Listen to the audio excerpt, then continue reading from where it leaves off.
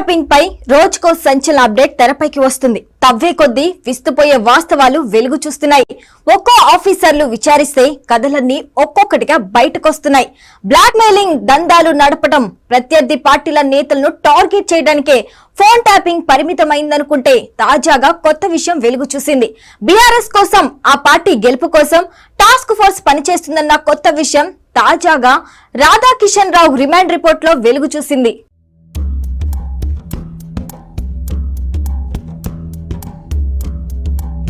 అన్నిటికీ phone tapping, అంతటా phone tapping.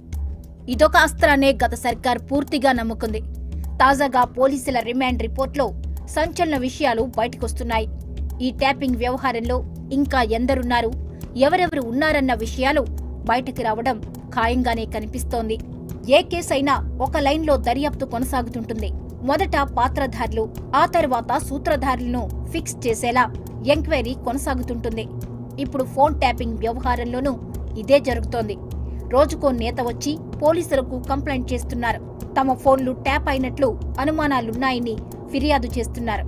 అటు మంత్రి ఉత్తమ్ కుమార్ రెడ్డి కూడా తన ఫోన్ ట్యాప్ అయిందన్నారు. ఇటు సిరిసిల్ల కాంగ్రెస్ నేత కేకే మహేందర్ రెడ్డి తాను కూడా బాధితున్నే అని, కేసు పారదర్శకంగా చేయాలని, బాధ్యులను ఫిక్స్ చేయాలంటూ ఫిర్యాదు చేశారు.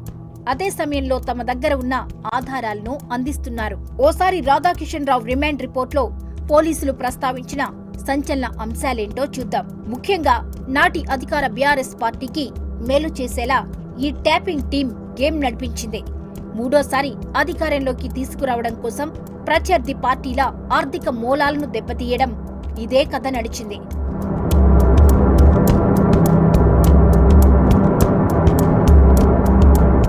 ప్రత్యర్థి పార్టీల నేతల ఫోన్లను ట్యాప్ చేయడం, వారు డబ్బును తరలించే వివరాలను అందజేయడం, ఇవన్నీ జరిగాయంటున్నారు.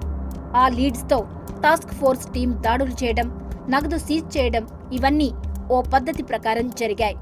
ఇంటెలిజెన్స్ మాజీ చీఫ్ ప్రభాకర్ రావు చెప్పినట్లు చేశామన్నది రాధాకిషన్ రావు చెప్పిన మాట. ఒకే సామాజిక వర్గం పోలీస్ ఆఫీసర్లను ఒక టీంగా ఏర్పాటు చేసి స్పెషల్ ఆపరేషన్లు కొనసాగించారు. ట్యాపింగ్ కేవలం ప్రత్యర్థి పార్టీల నేతలపైనే కాదు, బీఆర్ఎస్ లో అనుమానిత నేతల ఫోన్లను కూడా ట్యాప్ చేశారు. స్పెషల్ ఇంటెలిజెన్స్ బ్రాంచ్ ఎస్ఐబి కేంద్రంగా సాగిన ఫోన్ ట్యాపింగ్ కేసులో అరెస్టైన టాస్క్ ఫోర్స్ మాజీ డీసీపీ రాధాకిషన్ రావు రిమాండ్ రిపోర్ట్లోని ఇలాంటి అంశాలెన్నో వెలుగు చూశాయి.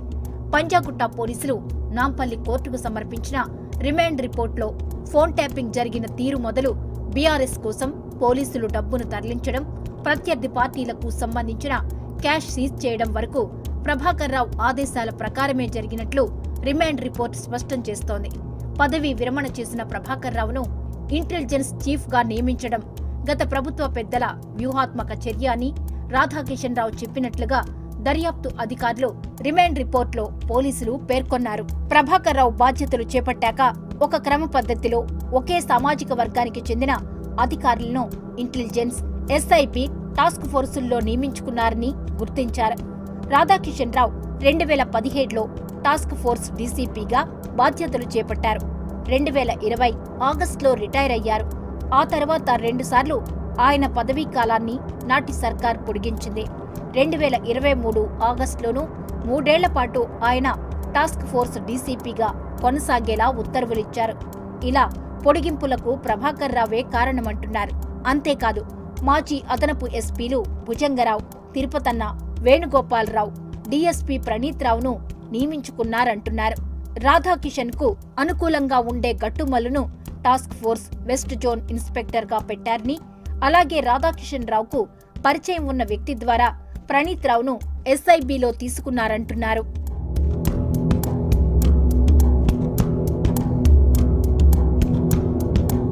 ప్రణీత్ రావు కోసం ఎస్ఐబిలో స్పెషల్ ఆపరేషన్స్ టీం ఏర్పాటు చేశారు. ఫోన్ ట్యాపింగ్ లో, బెదిరింపుల్లో, ఎన్నికల సమయంలో నగదు పట్టివేతలో వీరే కీ రోల్ పోషించారని పోలీసులు గుర్తించారు. ఎన్నికల టైంలో వీరిని స్పెషల్ ఆపరేషన్ టీంగా పేర్కొన్నారు. ఈ నలుగురిని వేర్వేరు జిల్లాలు, నగరాలు, కమిషనరేట్లకు ఇన్ఛార్జీలుగా నియమించారు. ఇది కూడా పక్కా వ్యూహాత్మకమే అని, డిపార్ట్మెంట్లో అలాగే పొలిటికల్ గా ఎక్కడెక్కడ ఏమేం జరుగుతుందో తెలుసుకోవడానికే ఇలా చేశారంటున్నారు. హైదరాబాద్ సిటీలో తిరుపతన్న, రాచకొండలో భుజంగరావు, సైబరాబాద్లో వేణుగోపాలరావు, నల్గొండలో ప్రణీత్ రావు టీంలు పనిచేశాయి. ప్రభాకర్ రావు నుంచి వచ్చే ఆదేశాలతో వీరు తమ టీంలతో దాడులు చేసి ప్రత్యర్థి పార్టీల నేతలకు చెందిన నగదును సీజ్ చేశారని దర్యాప్తు అధికారులు రిమాండ్ రిపోర్ట్లో ప్రస్తావించారు. వీరంతా స్నాప్చాట్, సిగ్నల్ యాప్, వాట్సాప్ల్లోనే సమాచారాన్ని షేర్ చేసుకునేవారని అంటున్నారు. వీరి మధ్య phone calls signal యాప్లోనే జరిగేదని, Prabhakar Rao కూడా రెగ్యులర్గా గ్రౌండ్లో ఏం జరుగుతుందో తెలుసుకునేందుకు ఫోన్ చేసేవారని రాధాకిషన్ అంగీకరించినట్లు పోలీసులు చెబుతున్నారు.